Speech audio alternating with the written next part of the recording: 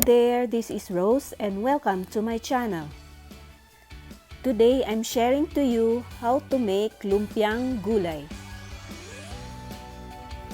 So here are the ingredients.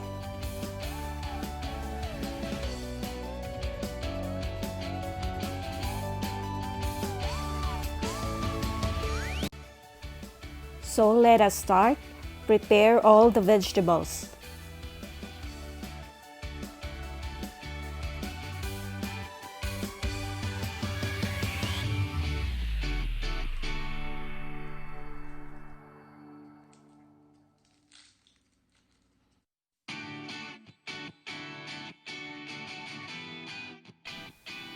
Prepare diced onions,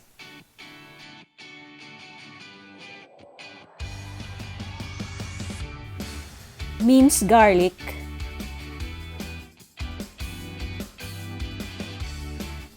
wash your vegetables thoroughly.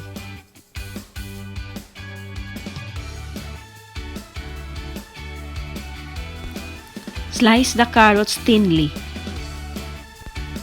or julienne cut.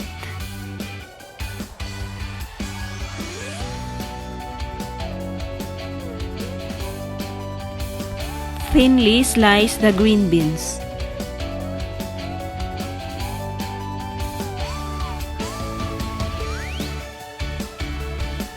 Slice the cabbage into long strips.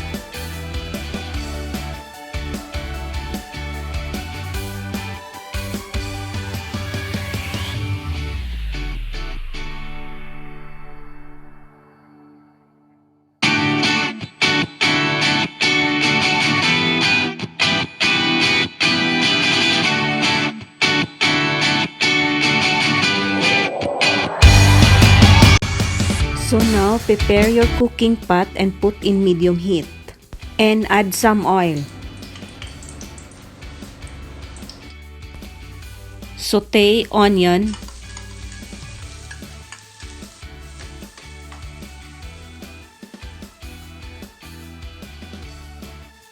Add the garlic.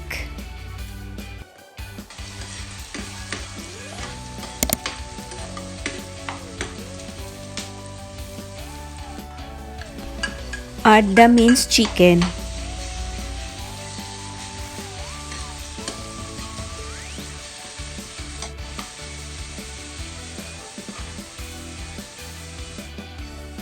Add 1/2 teaspoon of soy sauce.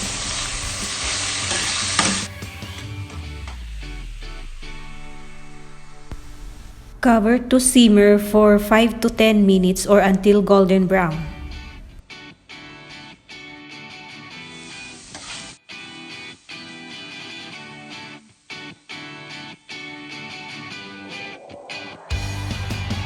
Add the carrots and green beans.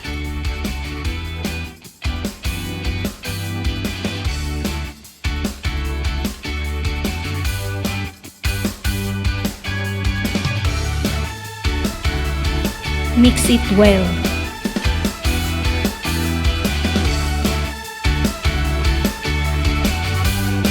Cover it and simmer for at least 2 minutes. And lastly, add the cabbage and the oyster sauce.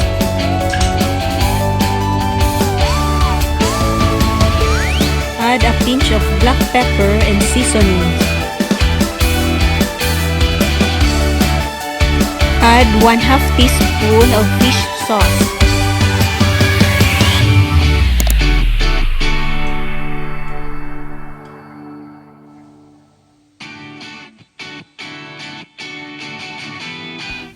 And you add the cornstarch diluted with water.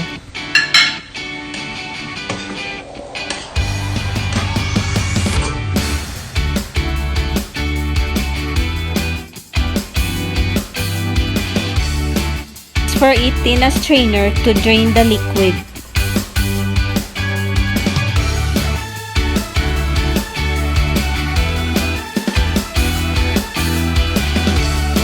Now, prepare the lumpia wrapper for filling.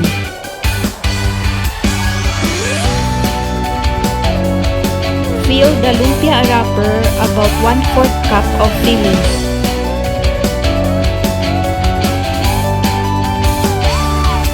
Fold carefully and firmly and seal it. You can use the diluted cornstarch or egg wash.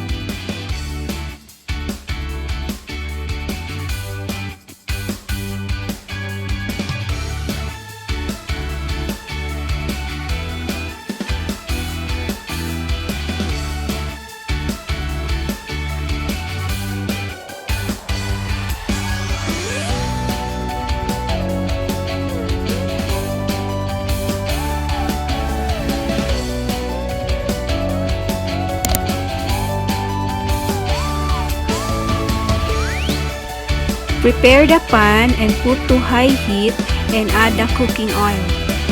When the oil is hot, you can now fry the lumpia.